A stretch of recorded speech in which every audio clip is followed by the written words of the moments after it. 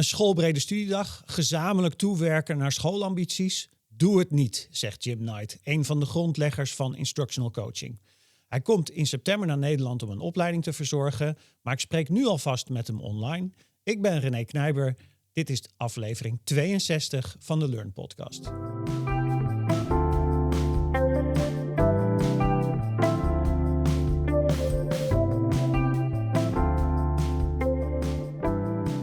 Let me start with the first question.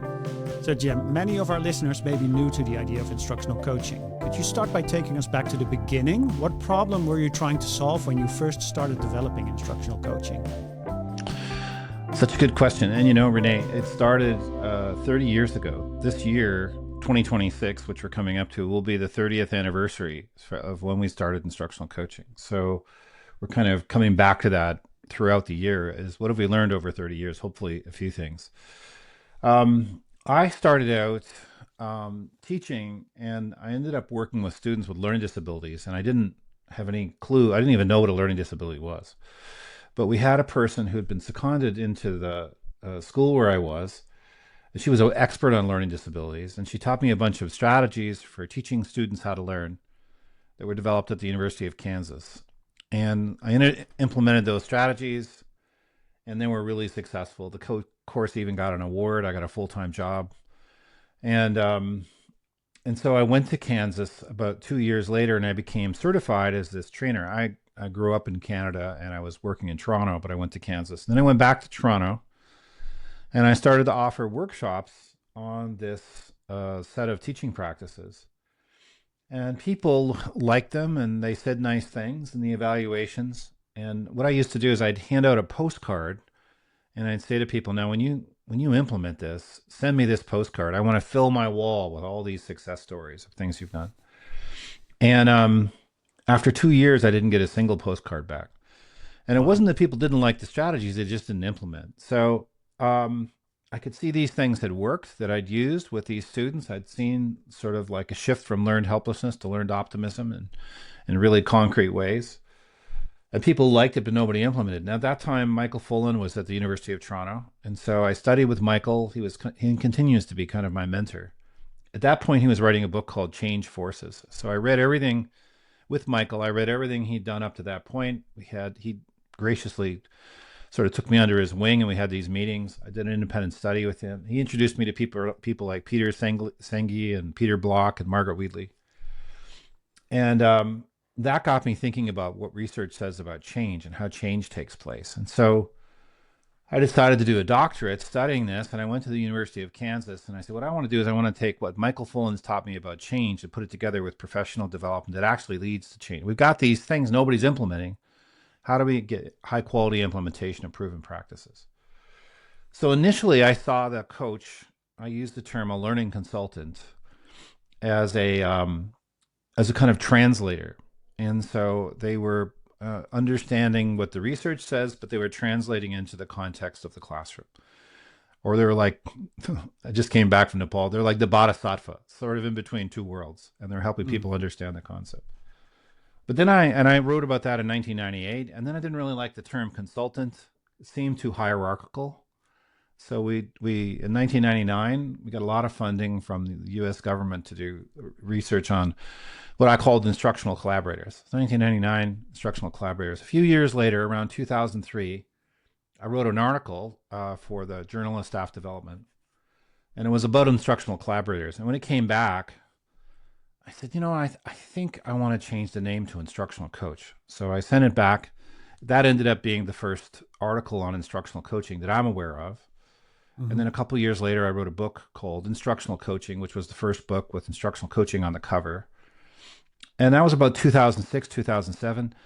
And since then, we've done about $30 million worth of research, lots of funding. We've continually refined and try to get better and better and better at what we do. We use different kinds of research, qualitative studies, but we've really done a lot of design research, but we multiple iterations to get really good at what we do. And, in many ways, I say we've made a lot of mistakes, and part of what I want to do is just help other people from not making the same mistakes as us. So that's kind of how it all came.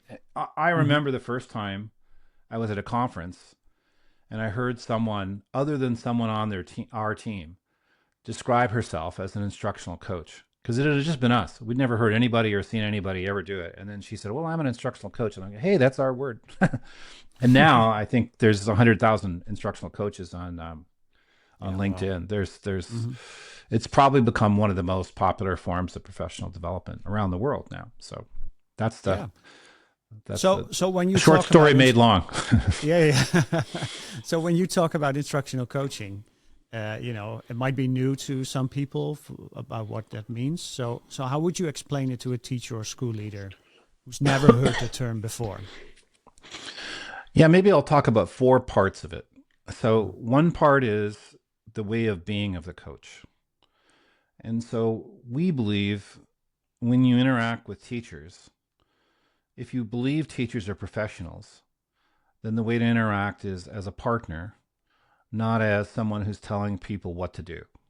They're not, if you see them as professionals, you have to honor their professional discretion. What a professional does is uses their knowledge and wisdom and expertise, especially, to make decisions in the moment about what to do. So if I go see a doctor and I complain about my knee, she might say, well, knowing what I know, here's 4 or 5 possibilities. Let's discuss it. She uses her discretion to think, whether you're a nurse or a doctor or an architect or therapist or whatever you might be. A professional uses their independent discretion to do it. They don't do the same thing every day. They work independently.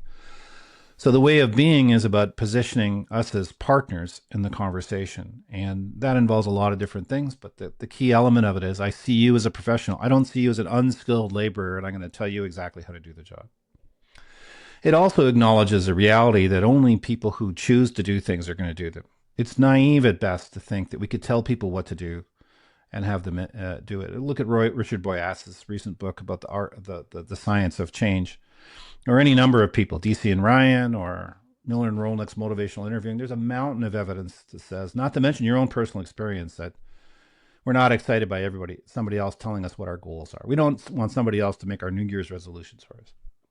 So that's the first thing. The way of being is it's a conversation between partners. It's not I'm up here and you're down there. Between equals in terms of status. That means too that a leader is going to have to shift a little bit in the way in which they interact with other people. It's going to be some challenges because the other person might not see them as a partner. But for coaching, when you're taking a coaching approach, that's what you're doing. The second thing is that coaches have particular kinds of skills, mostly the way they listen and ask questions. And just like a football player would probably take 1,000 kicks a day to get really good at what they do. See, I'm trying to do the European example here, Renee. I could do hockey though, because I'm a hockey fan. So a hockey player is going to take thousands of shots until they get better. We feel that coaches need to develop some skills around listening and questioning, the way they share information, dialogical explanations. The third thing is that instructional coaches have expertise. And I think a misnomer that people have is that coaching is just get together and have nice conversations.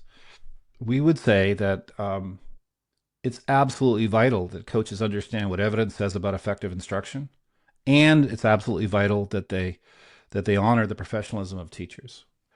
Literally billions of dollars has been spent in the United States on reading programs that have been implemented that don't honor the professionalism of teachers. They have like a script. You have to do it this way. This is the way it has to be done. And they've had zero impact. Like billions has been wasted. So both those, and the flip side is also true. If we just think the teacher can figure out what their practice is by looking on TikTok, it's not going to work either. You need both those things, evidence-based practices and a way of interacting that honors the professionalism of teachers. And then the fourth big thing is you have a process to move through. We call it the impact cycle, but it could be a different kind of coaching cycle. But it's an adaptive process. It's never the same. You have a structure to move through, but the teacher's involved in setting the goal. The teacher identifies the strategy in partnership with the coach. Sometimes the teacher knows what they need to do. Sometimes the coach has to provide a lot of support.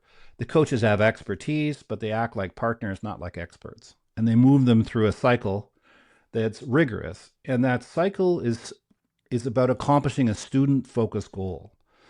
So you need to have a student-focused goal, in part because that's motivating to the teacher.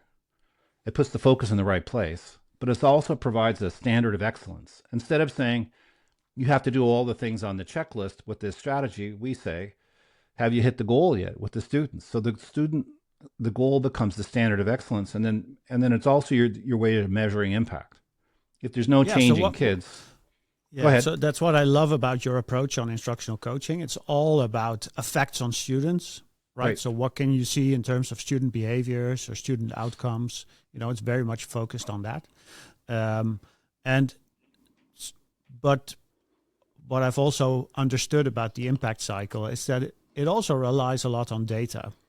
So yeah, and that could be data on classroom observations, but also could be data that you get from like assessments or any other like source.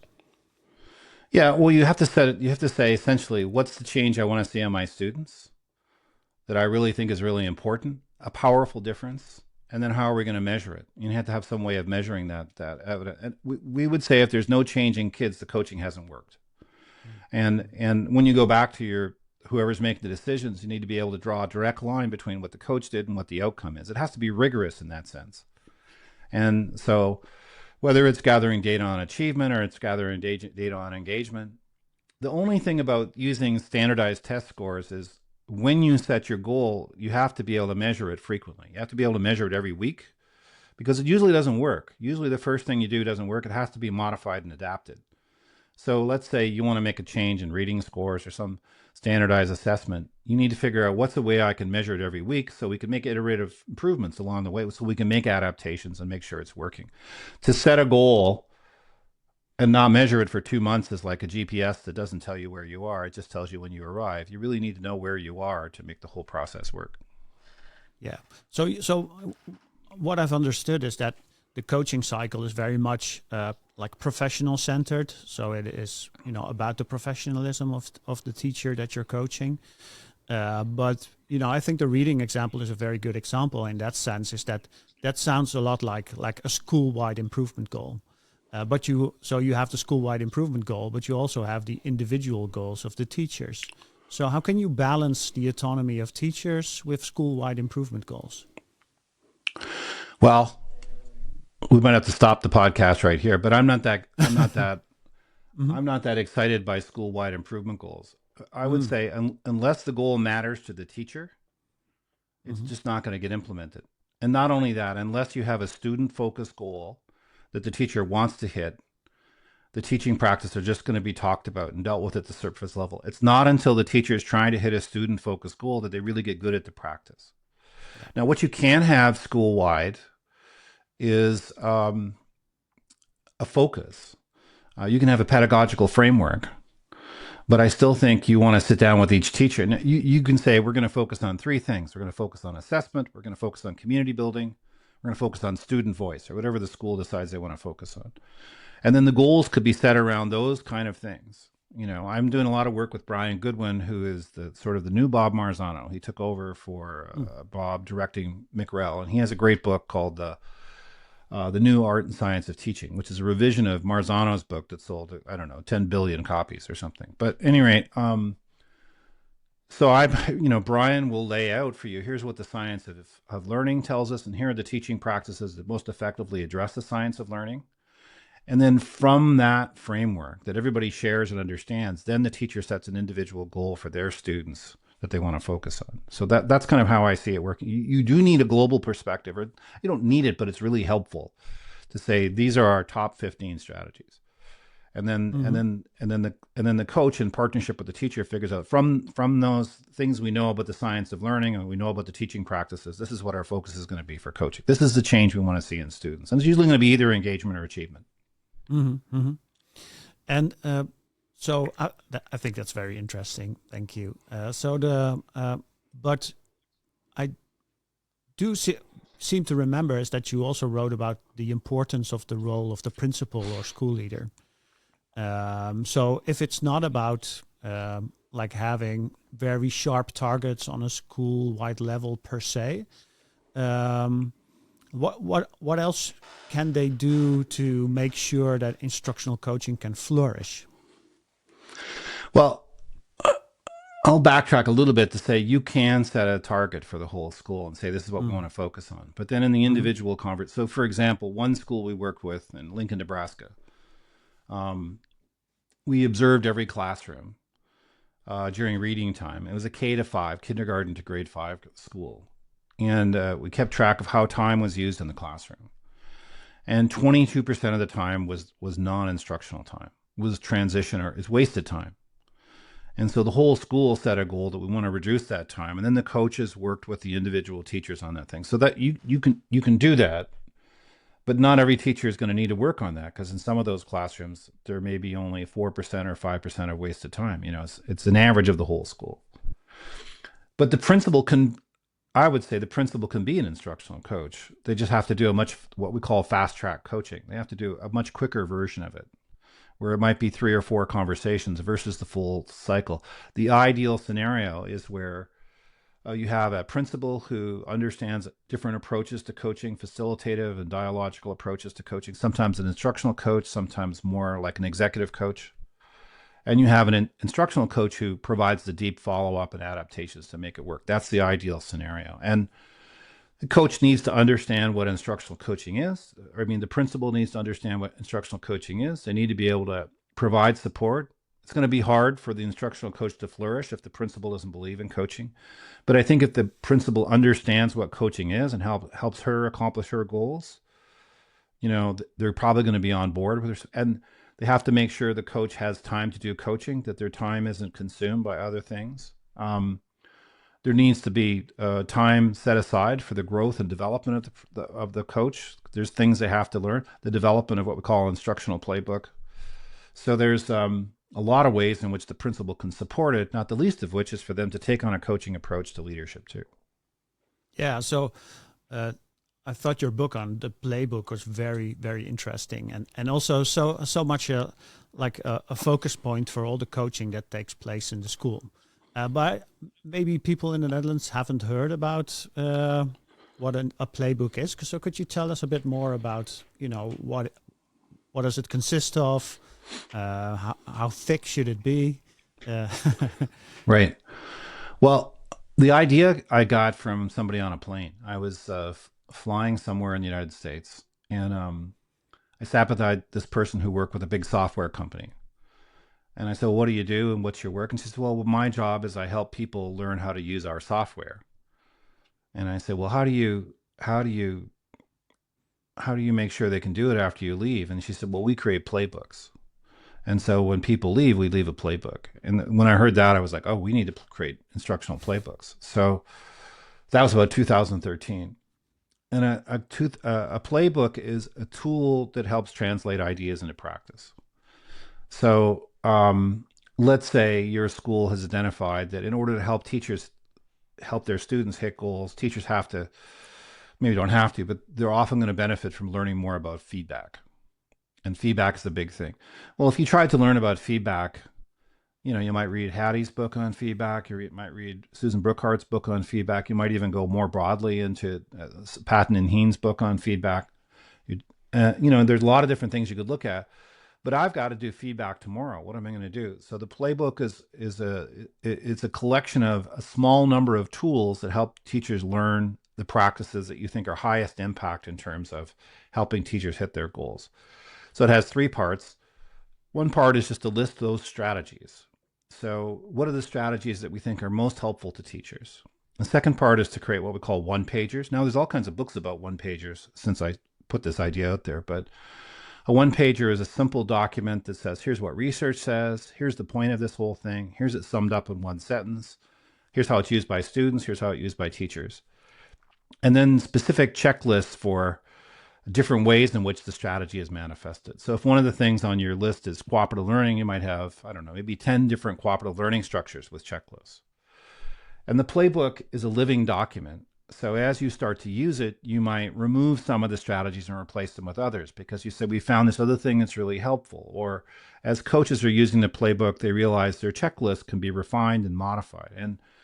And the checklist isn't something where you sit in the back of the room and you make sure the teacher does it. It's just the starting point for a dialogue about the teaching practices. If you want people to implement something, they need to understand what it is. So you have to take something that's kind of tacit, make it explicit, and then go through it with them in a dialogical way so they can make modifications, and then they implement it until it becomes tacit for them. It becomes a habitual way of teaching.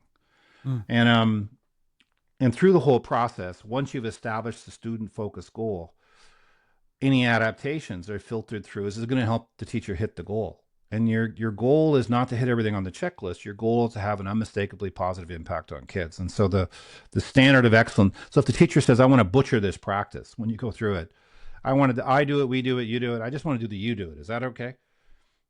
I would say, well, I wouldn't do it that way for these reasons, but you're going to do what you're going to do. Let's see if it hits the goal. So I can honor the capacity of the teacher to think for herself, and I can have this standard of excellence that's the one that the teacher's holding to because they want to have the students change. Mm-hmm. So Playbook has those three parts: a list of the key strategies, one-pagers for each of the strategies, and then checklists for all the different aspects of the strategies.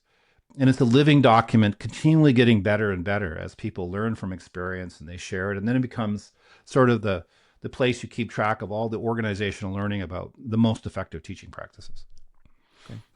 Well, I'm very sorry to say that in the Netherlands, nobody is really doing instructional coaching. So there's some coaching going on, but not instructional coaching. And a lot of schools are sort of starting to get into it. Some teachers are trying it on their colleagues, or school leaders have shown interest in it. So from your experience, what are common mistakes when schools start with coaching?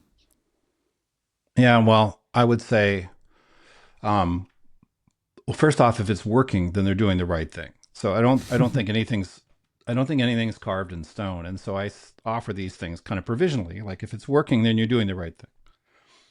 But I would say some of the mistakes we made when we started out thinking it was all about the teaching practice. And so we would show up, and I worked at a center that had spent decades studying effective teaching, particularly for students with learning disabilities. And so I thought it was my job to show up and teach teachers those strategies. Start with the research, tell them what to do workshops. And since there was evidence and support of it, the idea was that if they implemented the strategies, that there'd be a change in the quality of kids' lives. What we found is teachers didn't really like those workshops. They didn't really have a voice in what it was. But more importantly, they didn't implement. They would try it for a while. They would do a watered down version of it. And so maybe there's some sense in which they kept doing it, but pretty much a year later, nothing has changed. Even though they might like the strategies, they didn't stick with it. And part of it is, I think they never really got good enough at it to see the results. So we have flipped that, and we say, start with kids.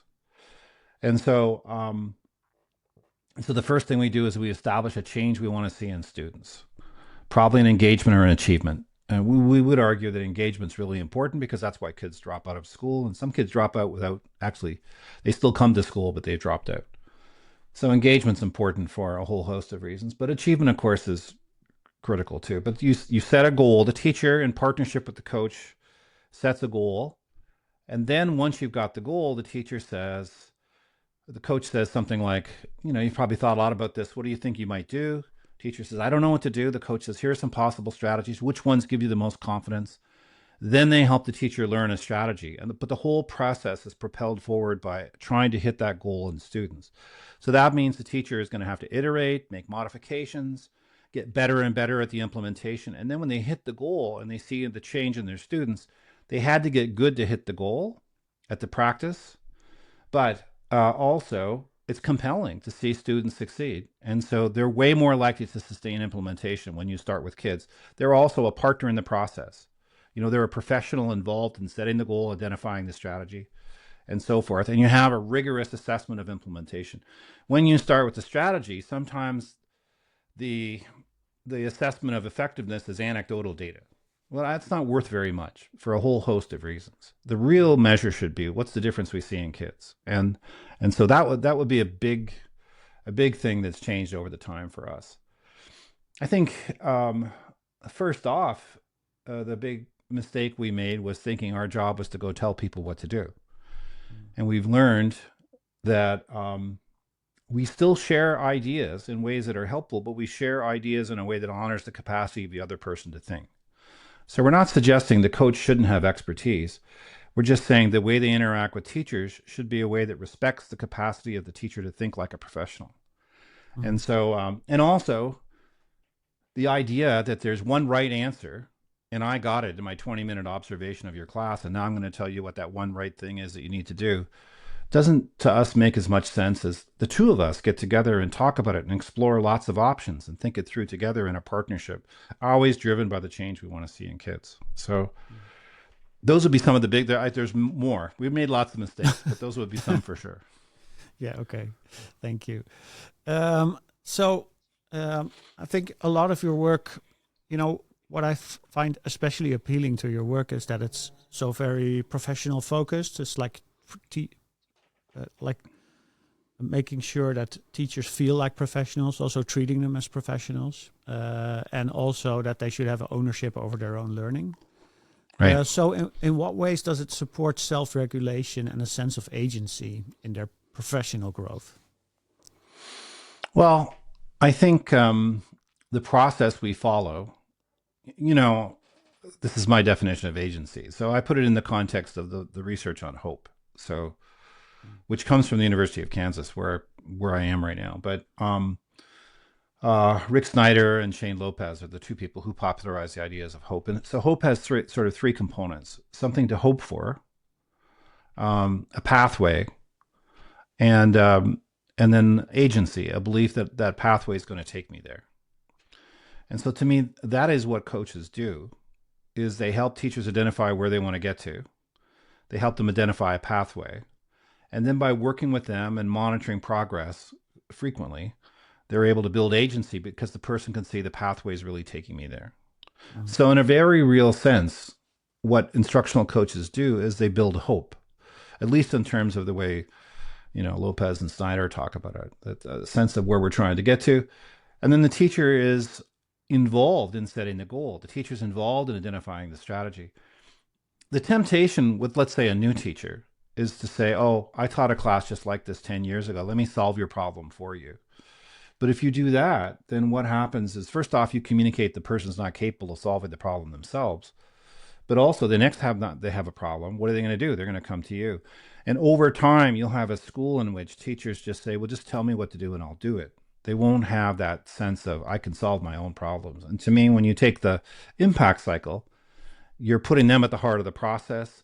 But at the same time, you have expertise to share if the teacher wants to do it. And once you've got the excellent, the standard of excellence, the teacher focus, the student focus goal, once you've got that goal, then you have to keep going until you do it well. So the goal becomes really, really critical. Yeah. So the thing I understood about the impact cycle is that it's like a high frequency thing that you do. So, you do a lesson observation, and you have a conversation with your coachee, and then soon after you do another lesson visit, and then see again. And I found that making like the little steps you take very incremental and that actually helps them develop more hope, in the sense is that they feel that they can make changes to their classroom that are actually, beneficial and actually working to make things better. So I do enjoy the perspective of hope, because that's definitely something that you see when things are going well. Mm-hmm. So I love that perspective on.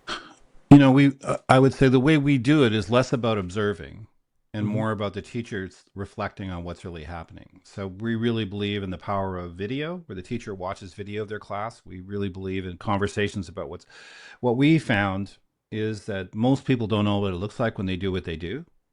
And so you have to provide them. The first step is for people to get some kind of clearer picture of what's happening in their classroom. It could be watching video. There's a thing we have called the close watch, where teachers take time to sort of look at each student with empathy while somebody else teaches the class. You can interview the students. We found observations to be the least effective way of determining what happens, because the teacher has to get a bigger picture of what's happening. And if I observe the class and I tell you what I saw, often if I'm the teacher, I literally don't see what you see, because my perception of reality it's shaped by defense mechanisms, by perceptual errors, by the impulse for certainty. There's all kinds of reasons why we don't see reality clearly. So something like video or interviewing the kids or the close watch, There's a whole wide range of things, and the teacher gets to pick which one they think would be most helpful. But when they get a clearer picture of current reality, then we start to talk about the goal, and then we start to monitor progress once we've got the strategy. Thank you. Yeah. And so a lot of schools, when they start doing coaching, they focus on classroom management or core instructional strategies like modeling and checking for understanding. So what, if anything, is special about coaching in these foundational areas compared to coaching on, say, innovation or like new initiatives like AI, for example? Well, the first thing is that it's student focused. So if the teacher wanted to see a change in students, you would want to set a student focused goal around engagement. So it could be about behavior, could be about cognitive engagement or emotional engagement. Emotional engagement, do the kids feel like they belong? Do they feel safe? Do they have hope? Are they having positive experiences? Do they like coming to school? Cognitive engagement is, are they getting out of the activity what they're supposed to?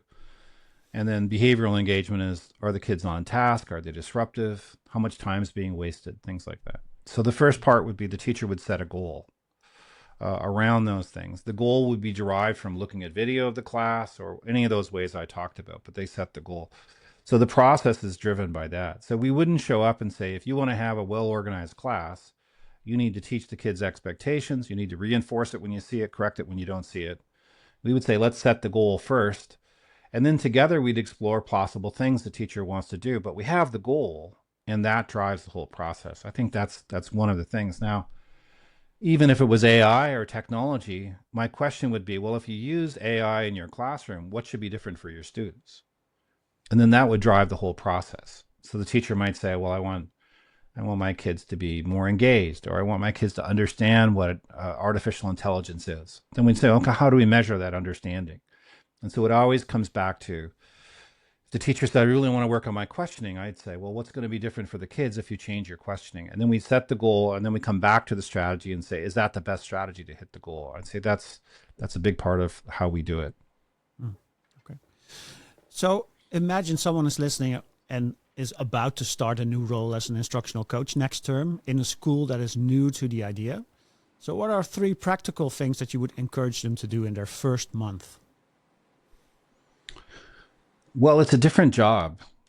It has different expertise, different things to know. So I think they need to come to our workshop in Amsterdam. But they have to develop their expertise. So, and I'm not trying to sell the book, but I would say probably the best place to start is the definitive guide to instructional coaching. There's 7 success factors. Also coming out in the Netherlands. Yeah, it's going to come out. I can't wait. I'll have to learn a little Dutch.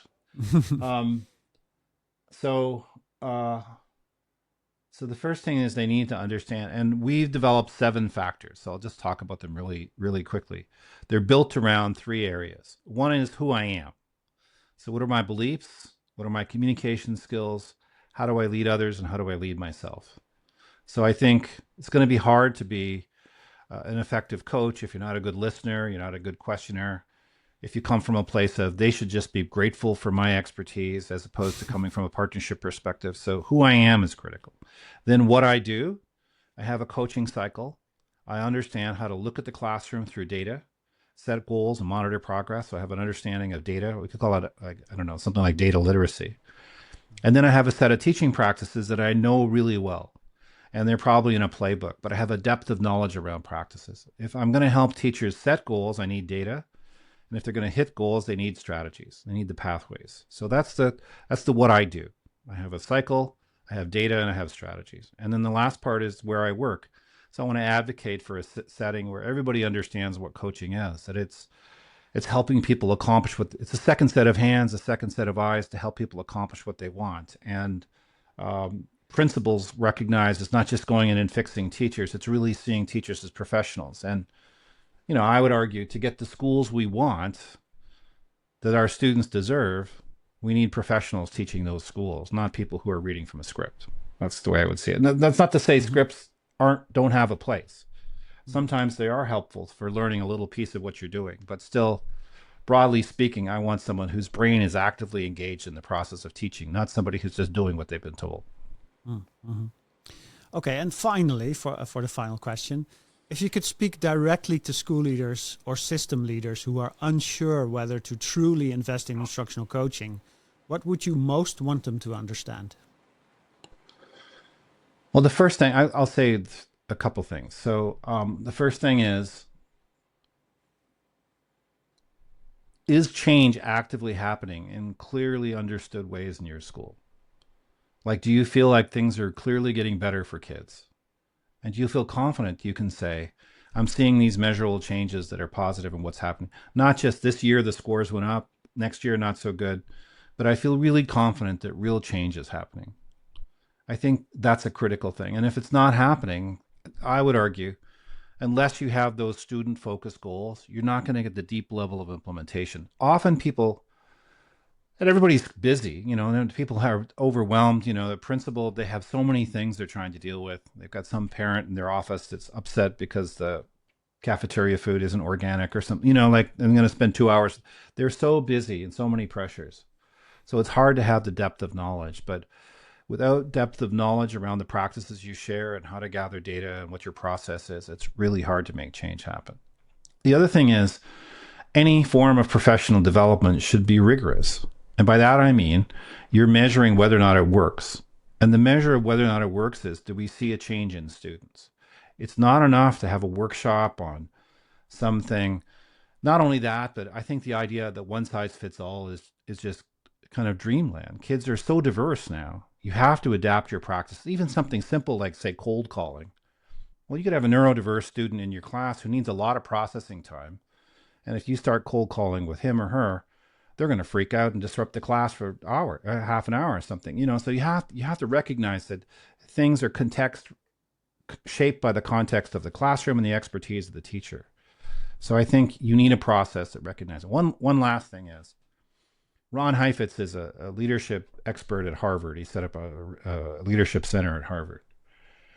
And he says you have different kinds of challenges. You have technical challenges and you have adaptive challenges. Technical challenges is to create a schedule so everybody knows where they need to be at what time. But an adaptive challenge is where you have to try things out and make modifications and be creative and innovative and respond and adapt things because the setting is so complex. So he says sending a person to the moon, that's a technical challenge. Raising a child, that's an adaptive challenge. And he says the biggest mistake leaders make is applying technical solutions to adaptive challenges. You need an adaptive challenge. You need an approach that recognizes we have to make modifications and adaptations to get there. And so I would say, as you look at professional development, if you think a technical solution is going to solve an adaptive problem, you could be mistaken. And that you need probably a structured process that's adaptive to really make the change happen. That's certainly what we found anyway. All right. Well, thank you so much for this conversation, Jim. We're very excited that you're coming to the Netherlands. We're very excited your book is coming out in Dutch. It should be available by September 2026. So around the time that you're visiting us. So, well, thank you so much and hope to speak to you again in a future episode. Look forward to it. It's going to be great. And I'm so excited to be coming.